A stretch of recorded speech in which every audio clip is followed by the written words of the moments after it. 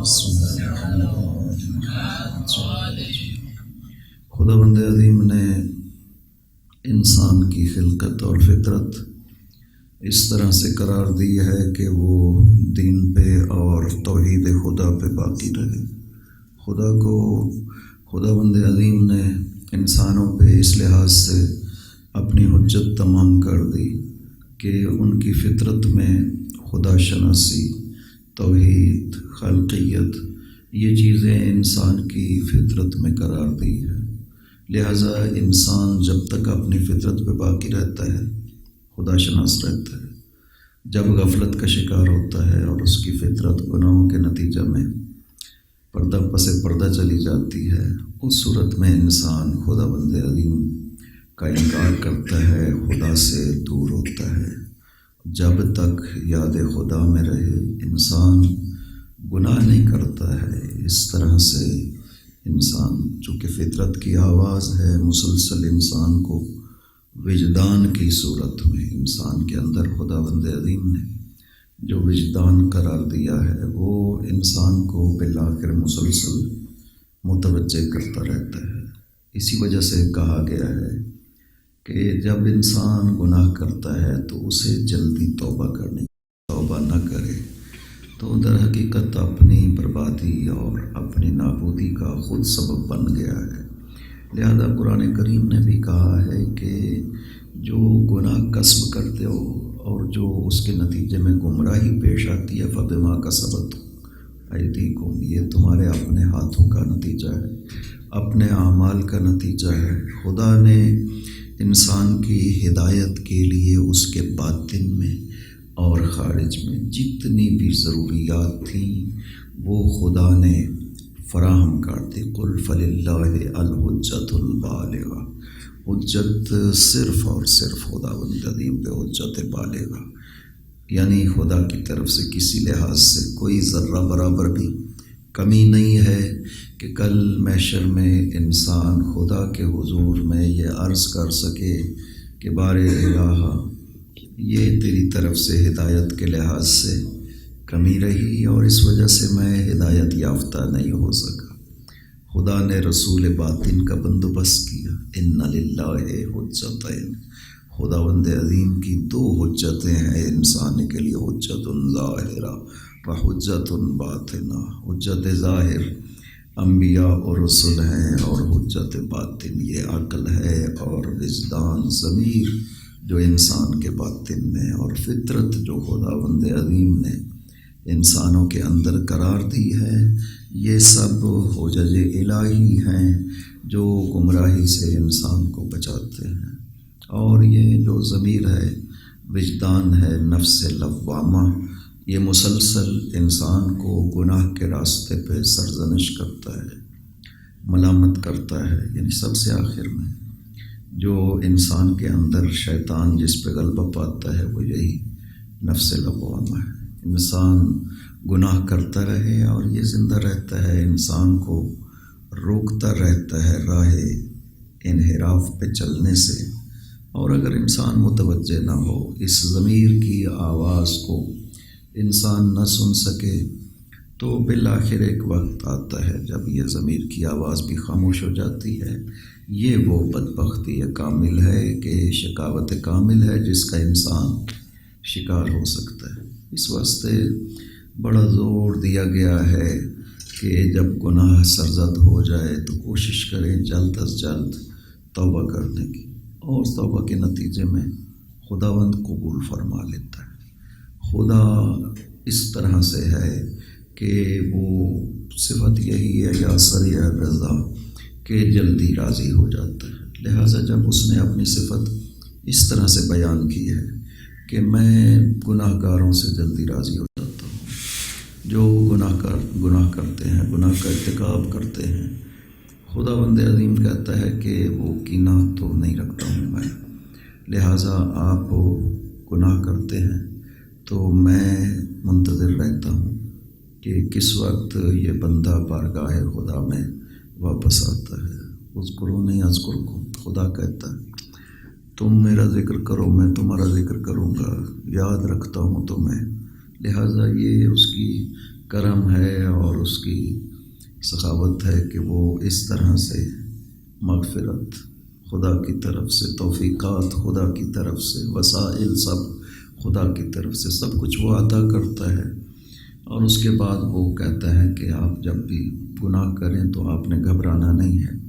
قل یا عبادی الذین اسرفوا علی انفسہم لا تقنطوا من رحمۃ اللہ ان اللہ یغفر الذنوب جميعا۔ میرے نبی، یہ میرا پیغام لوگوں کو پہنچا دیں کہ جنہوں نے گناہ کیے، اسراف کیا، اپنے نفوس کے اوپر زیادتی کی، لا تقنطوا من رحمۃ اللہ، خدا کی رحمت سے مایوس نہ ہوں۔ ان اللہ یغفر الذنوب جميعا، اس کی وجہ یہ ہے کہ خدا سارے گناہوں کو معاف کر دیتا ہے۔ آپ صرف اور صرف آپ کا وظیفہ ہے انیبوا الی اللہ، رجوع کریں بارگاہ خدا میں۔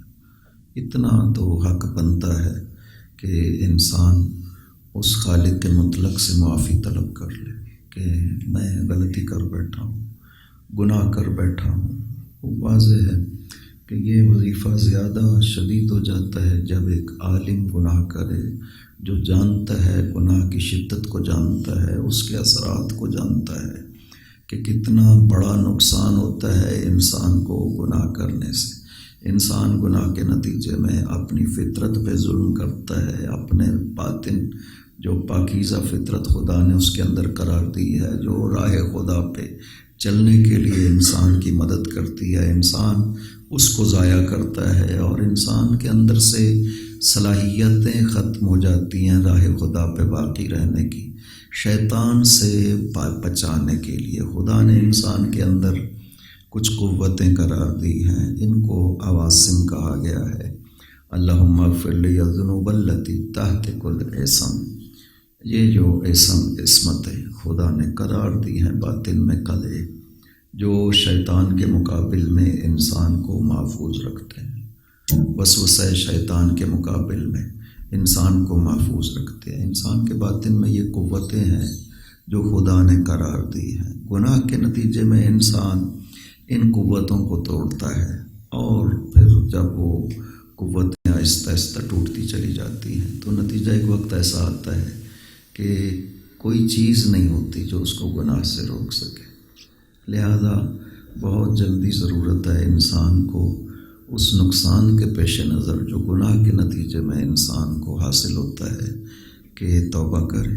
توبہ کے نتیجے میں اس کے باطن میں دوبارہ التیام حاصل ہوگا، دوبارہ انسان کے اندر وہ قوتیں زندہ ہو سکتی ہیں۔ اب اس کے لیے محنت زیادہ کرنی پڑے گی گناہ کے بعد۔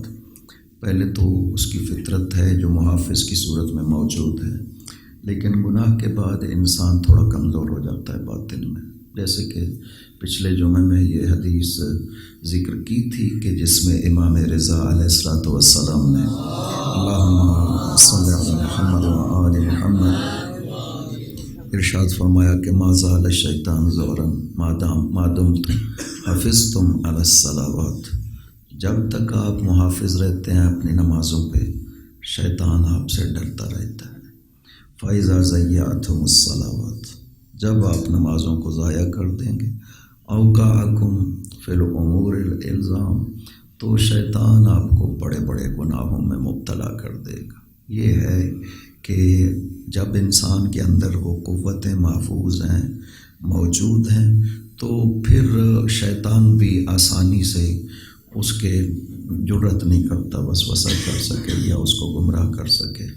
یہ تبھی ہوتا ہے جب انسان کے اندر قوتیں کمزور پڑ گئیں، پھر انسان دیکھیں چھوٹی چھوٹی چیزوں میں گمراہی کے امکانات پیدا ہو جاتے ہیں۔ ایک چھوٹا سا لالچ، ایک ذرہ برابر مال کا لالچ انسان کو ہوتا ہے، انسان دین چھوڑ دیتا ہے۔ اس کے لیے یہ ضروری نہیں ہے کہ اس دور کا ہو اور چونکہ حق کو دیکھا نہیں ہے، نہیں، ائمہ کے دور میں، پاک پیغمبر کے دور میں چھوٹے چھوٹے منافع کے لیے لوگ اس طرح سے جو ہیں وہ منحرف ہوتے رہے، اور جیسے کہ ایک جنگ میں پاک پیغمبر نے ایک شخص جو ہے وہ مارا گیا، صحابی تھا، حضرت نے فرمایا کہ وہ جہنمی ہے۔ عرض کیا گیا یا رسول اللہ وہ شہید ہوا ہے محاذ جنگ پہ، آپ نے ارشاد فرمایا نہیں جہنم میں جائے گا۔ تو جب تلاش کیا، اس کے سامان سے تلاشی لی، تو ایک گھوڑے کے اوپر جو چھوٹا سا کپڑا ڈالا جاتا ہے سین کے نیچے، وہ اس نے چوری کیا ہوا تھا غنیمت کے مال میں سے، اور اس حالت میں وہ باوجود اس کے کہ جنگ میں مارا گیا، حضرت نے فرمایا جہنم میں چلا جائے گا۔ اس طرح سے ہے انسان اندر سے جب کمزور ہوتا ہے تو یہ چھوٹی چھوٹی چیزیں باعث بنتی ہیں کہ انسان گمراہی کے راستے پہ چلا جائے۔ حضرت امام موسیٰ کاظم علیہ الصلوۃ والسلام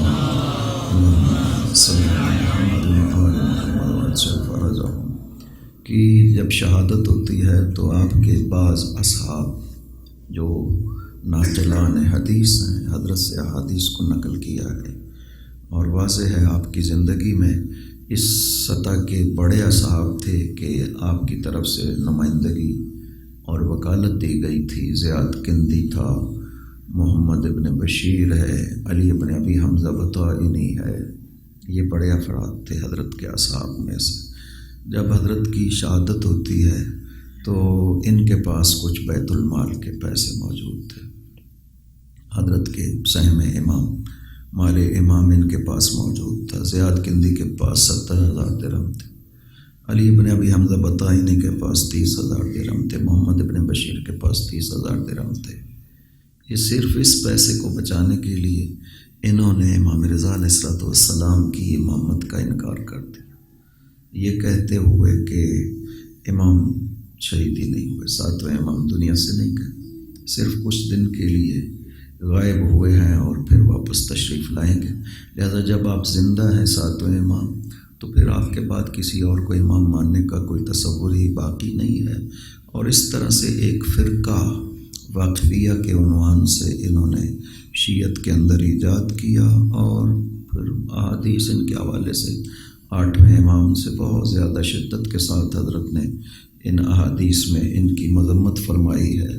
تو یہ اس طرح سے حتیٰ یونس ابن عبد الرحمن چونکہ راہ راست پہ باقی رہے اور وہ تبلیغ کرتے ہیں 8ویں امام کی امامت کی، اس کے مقابل میں جب انہوں نے دیکھا کہ یونس جیسی شخصیت ان کے خلاف کھڑی ہو گئی ہے تو انہوں نے یونس ابن عبد الرحمن کو لالچ دی، 10,000 درہم ہم تمہیں دیں گے، تم ہمارا ساتھ دو۔ اور جب یونس نے ان کو رد کر دیا، یونس نے انکار کر دیا، یونس نے کہا کہ میں نے ائمہ طاہرین سے یہ حدیث سنی ہے، اذا ظہرت البدع فی الدین فعلی العالم ان یظہر علمہ، اگر بدعتیں ظاہر ہو جائیں دین میں، عالم کا فریضہ ہے کہ وہ اپنے علم کو ظاہر کرے۔ فَإِن لَّمْ يَفْعَلْ انتزع اللَّهُ نُورَ الْإِيمَانِ مِنْ قَلْبِهِ نزع اللہ نور الایمان من قلبہ، اگر ایسا نہیں کرے گا ایک عالم تو خدا نور علم کو اس کے دل سے، نور ایمان کو اس کے دل سے چھین لے گا۔ تو اس طرح سے ہے، انسان اگر باطن میں جب کمزور ہو جائے تو نتیجہ اس حد تک انسان کی بدبختی نہ صرف یہ ہے کہ خود گمراہ ہوتا ہے، دوسروں کے لیے گمراہی کا باعث بنتا ہے۔ علماء واقعاً مقام کے لحاظ سے فی خطر عظیم، بہت زیادہ خطیر منزل ہے علماء کے لیے، غیر علماء نہیں جانتے، ان کو ممکن ہے معافی مل جائے، لیکن علماء کو ممکن نہیں ہے معافی ملنا کسی صورت میں، ذمہ داری بہت زیادہ ہے۔ ایک عالم دین کے لیے ضروری ہے کہ جب بدعتوں کو دیکھے تو ان بدعتوں کو روکنے کے لیے کوشش کرے، ہر ممکن جو کوشش کرتا ہے اس کا وظیفہ ہے شرعی طور پر۔ تو یہ ہے کہ انسان اگر متقی رہتا ہے، اگر انسان گناہ سے اپنے آپ کو بچا کے رکھتا ہے تو محفوظ ہے، مضبوط ہے، شیطان جرأت نہیں کرتا اس کو گمراہ کرنے کی۔ جس وقت انسان گناہ کرتا ہے اس وقت کمزور پڑتا ہے شیطان کے مقابل میں، پھر یہ چھوٹے چھوٹے مال، چھوٹے چھوٹے لالچ، دنیا، جاہ، منصب، ان چیزوں کے ذریعے سے وہ بہت آسانی سے انسان کو گمراہ کر سکتا ہے۔ بڑے واقعات ہیں کہ ابلیس کو کسی نے دیکھا کہ بہت موٹی موٹی رسیاں اور کچھ چھوٹی رسیاں، باریک رسیاں اس کے پاس ہیں، پوچھا کہ یہ کیا ہے؟ کہا یہ انسانوں کو قابو کرنے کے لیے۔ تو بعض ہیں کہ جن کو بالکل باریک دھاگوں کی طرح رسیاں ہیں، ان سے میں قابو کر سکا، بڑی بڑی جو موٹے تھی تو کہا یہ جناب شیخ انصاری ان کے لیے، تو یہ اس طرح سے قابو نہیں آتے۔ تو تقویٰ اگر انسان کے اندر ہو، انسان خدا بند عظیم کو یاد رکھے، شیطان کے لیے ممکن نہیں ہے۔ خود شیطان ڈرتا ہے انسان سے، خوف زدہ رہتا ہے۔ انسان اگر متقی ہو، خدا بند عظیم سے ڈرے۔ خدا بند عظیم نے یہ وعدہ کیا ہے، معصوم کی حدیث ہے کہ اخاف اللہ منہ کل شیء، تم خدا سے ڈرو، خدا بند عظیم آپ سے ہر چیز کو ڈرائے گا۔ آپ کی ہیبت ہوگی، آپ کا رعب ہوگا، شیطان بھی حتیٰ قریب آنے سے ڈرے گا اگر آپ خدا سے ڈریں گے۔ اگر آپ خدا سے نہیں ڈرتے، حدیث کی لفظ ہے کہ اخافہ اللہ من کل شیء، خدا بند عظیم پھر ہر چیز سے ڈرائے گا۔ انسان ہر ایک چھوٹی چھوٹی بات سے خوف زدہ ہو جاتا ہے جس وقت خدا بند عظیم سے بعید ہوتا ہے، دور ہوتا ہے۔ لہذا اپنے تعلق کو خدا سے زندہ رکھے، ہر حال میں خوف خدا ہونا چاہیے۔ یہ حدیث میں اکثر بیان کرتا ہوں، حدیث قدسی بہت زیادہ فائدہ مند ہے مطالعہ کرنا حدیث قدسی کا، چونکہ خداوند عظیم کی انبیاء کے ساتھ یہ وہ گفتگو ہے جو موعظہ ہے، خود زبان خداوند عظیم سے۔ اس سے پڑھ کر کے اور موعظہ کیا ہو سکتا ہے کہ خدا خود موعظہ ارشاد فرمائے۔ تو یہ حدیث قدسی ہے جس میں خدا موعظہ فرما رہا ہے۔ مخاطب اگرچہ پیغمبر ہے، واضح ہے، وہ پیغام ہے انسانیت کے لیے خدا کی طرف سے۔ خدا ارشاد فرماتا ہے حضرت عیسیٰ کو کہ یا عیسیٰ اذکرنی فی جمعک، حدیث ممکن ہے آپ نے سنی ہو کہ عیسیٰ اپنے اجتماع میں مجھے یاد رکھا کرو، اذکرک فی جمع اعلی من جمعک، تو میں تمہیں یاد کروں گا اپنے اس اجتماع میں جو اس اجتماع سے بہت بڑھ کر کے ہے، جس میں تم مجھے یاد کرتے ہو۔ اذکرنی فی خلواتک، عیسیٰ مجھے اپنی خلوتوں میں یاد رکھو، وَأَلِن لِّی قَلْبَکَ، میرے لیے اپنے قلب کو نرم کرو، وَعْلَمْ أَنَّ سُرُورِی أَن تُبَسْبِسَ إِلَیَّ، عیسیٰ میری خوشی اس میں ہے کہ میری خوشامد کرو، وَلَا تَکُن فِی ذَلِکَ کَالْمَیِّت، اس مسئلے میں میرے سامنے جب بیٹھتے ہو تو میت کی طرح مت بیٹھو، مجھ سے گفتگو کرو، جیسے آپ کسی سے حاجت طلب کرنا چاہتے ہیں، اس سے کوشش کرتے ہیں اس کی تعریف کریں، اس کی سخاوت کو بیان کریں، اس کی عطا کو بیان کریں، اس کی خوشامد کریں۔ خدا کہتا ہے میرے حضور میں جب آؤ تو اس طرح کرو، میں قبول کر لیتا ہوں بارگاہ میں۔ تو اس طرح سے ہے خدا کی طرف سے واعظ و نصیحت۔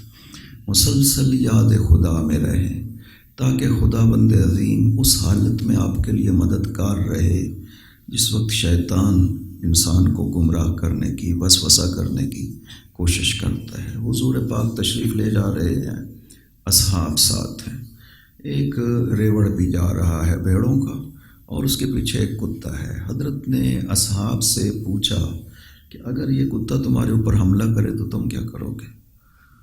انہوں نے کہا یا رسول اللہ، یہ جو ریوڑ والا شخص ہے نا، ہم اس کی پناہ میں چلے جائیں گے تو کتا کچھ نہیں کہے گا، چونکہ وہ اس کا قلب ہے۔ تو حضرت نے ارشاد فرمایا اسی طرح سے شیطان جب حملہ کرتا ہے نا تو خدا کی پناہ میں چلے جاؤ، شیطان کچھ نہیں کہہ سکتا جب آپ خدا کی پناہ میں چلے جاتے۔ اعوذ باللہ من الشیطان الرجیم، بسم اللہ الرحمن الرحیم، ان اللہ یأمر بالعدل والاحسان وایتاء ذی القربى وینہی عن الفحشاء والمنکر والبغی یعظکم لعلکم تذکرون۔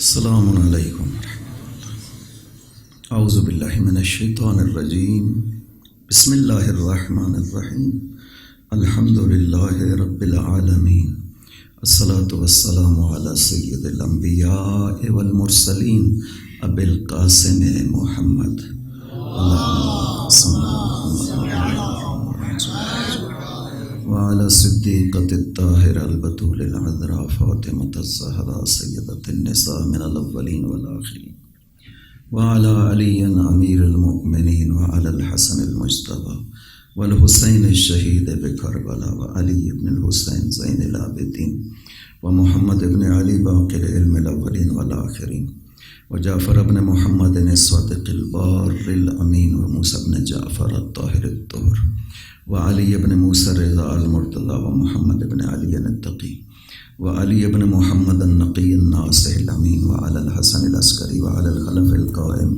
الحجة بن الحسن العسكري روحي وأرواح العالمين بتراب مقدمهم الفداء أئمة المسلمين وهداة المهديين واللعن الدائم على أعدائهم أجمعين أوصيكم عباد الله بتقوى الله ونظم امرکم صلوات پر محمد و آل محمد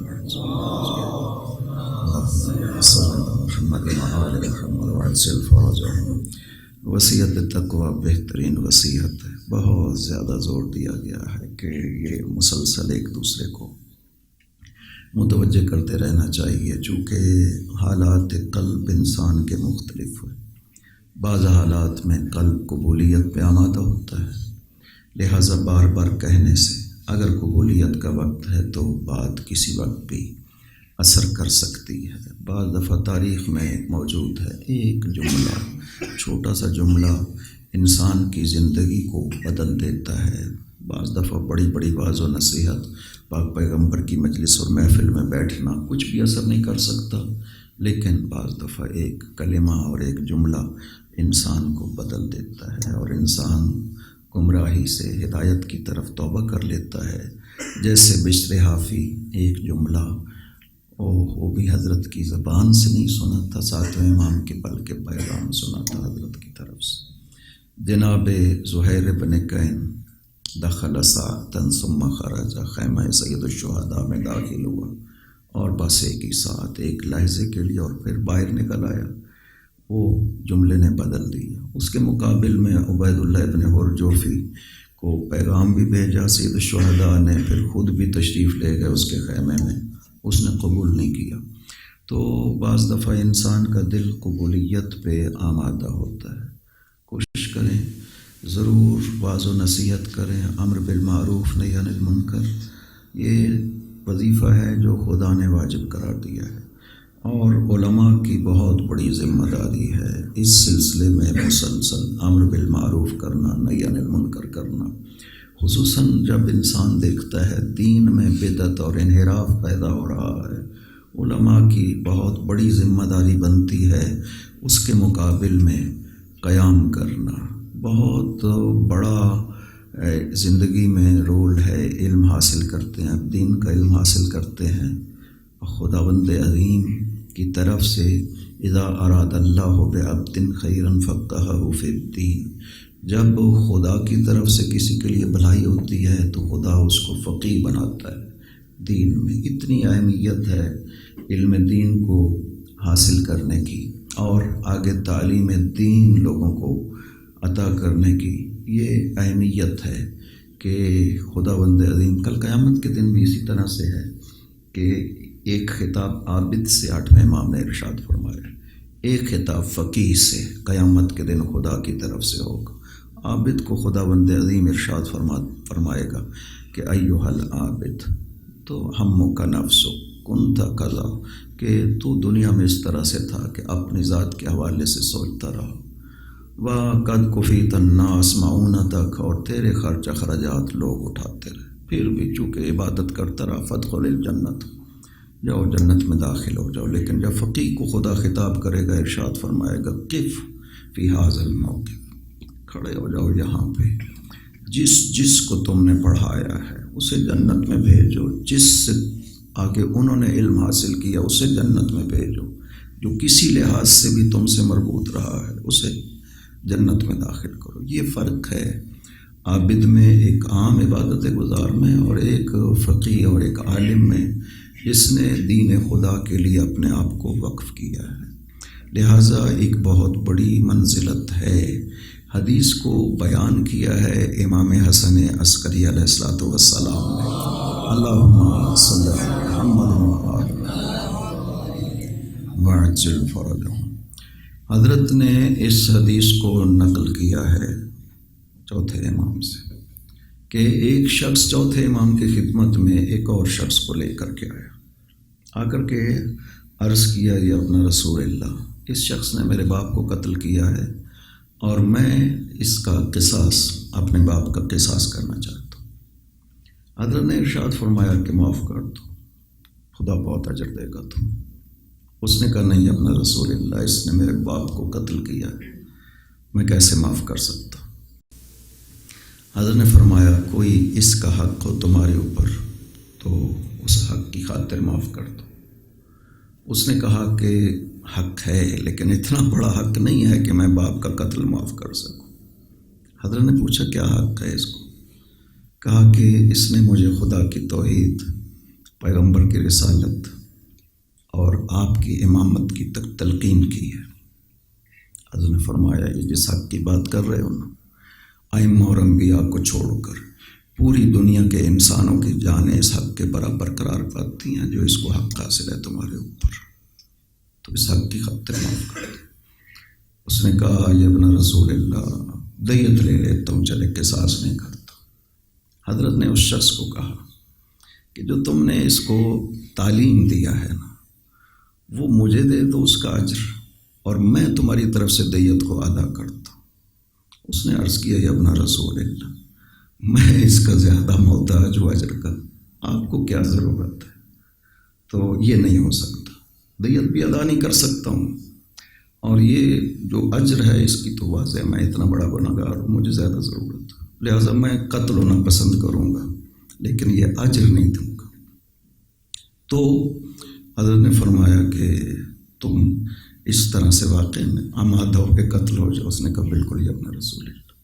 جب اس شخص نے یہ سنا تو اس نے کہا یا ابن رسول اللہ آپ کی خاطر میں نے اسے معاف کیا۔ حضرت نے فرمایا دیکھو اس نے تمہارے باپ کی جان لی، تمہیں باپ کی شفقت سے محروم کیا، تمہارے باپ کو زندگی سے محروم کیا، اس کے مقابل میں جو کچھ اس نے تمہیں تعلیم دیا ہے اس کے نتیجہ میں تم ہمیشہ اپنے باپ کے ساتھ جنت میں رہو گے، عذاب الہی سے بچ جاؤ گے۔ یہ جو کچھ اس نے تمہیں عطا کیا یہ عظیم ترین حق ہے، اس کے مقابل میں وہ بہت کم تر ہے جو اس نے تم سے چھینا ہے۔ تو اس طرح سے ہے انسان یہ منصب، یہ عہدہ، یہ علم جو آپ تحصیل کر رہے ہیں اسے آگے تعلیم دیں گے، خدا اس کے بدلے میں اجر عظیم عطا کرے گا۔ لہٰذا ضرورت اس امر کی ہے کہ اپنے آپ کو تیار کرنا چاہیے۔ یہ دل میں باطن میں گناہوں سے بچ کر کے اگر تحصیل دین حاصل کرتے ہیں تو یقین کریں کہ یہ بہت بڑا منصب ہے۔ اس کے لیے بہت ضروری ہے تحصیل جو ہے نا دعا و مناجات اور توسل معصومین کا۔ سید عبداللہ شبر کے بارے میں ہے کہ خواب میں ایک عالم نے ان سے سوال کیا کہ کیف وفقت، تو کیسے موفق ہوئے، چونکہ بہت زیادہ کتابیں لکھی تو کیسے آپ موفق رہے؟ کہا کہ مجھے امام موسیٰ کاظم علیہ السلام نے اللہم صلی علی محمد خواب میں قلم عطا کیا تھا اور ارشاد فرمایا اکتب، لکھو، یہ اس قلم کا نتیجہ ہے، اس طرح سے یہ میں نے لکھا ہے۔ پھر چونکہ الفوائد الرضویہ میں شیخ عباس قمی نے نقل کیا اس کا واقعہ، خود بھی ارشاد فرمایا کہ یہ واقعہ اندر اس بات ہے، میں نے خود بھی توسل جو کچھ لکھا ہے توسل معصومین کے صدقے میں لکھا ہے۔ بعض دفعہ طبیعت تو ایسی ہوتی ہے کہ پورا مہینہ گزر جاتا ہے، ایک صفحہ نہیں لکھ پاتا ہوں، لیکن جب توسل کرتا ہوں معصومین کے ساتھ تو اس طرح سے علم نازل ہوتا ہے اور یہ میں لکھتا ہوں۔ تو توسل کو ضرور جو ہے وہ ایک عالم ہے شیخ بہبہانی، معاصر تھے، بہت پرانے نہیں، انہوں نے شیخ انصاری کے شاگرد سے دو واسطہ کے ساتھ نقل کیا ہے کہ وہ شیخ کا شاگرد بیان کرتا ہے کہ مجھے کچھ سمجھ نہیں آتی تھی، درس میں حاضر ہوتا تھا لیکن کوئی چیز سمجھ نہیں آتی تھی، توسل کیا مولا امیر علیہ السلام سے،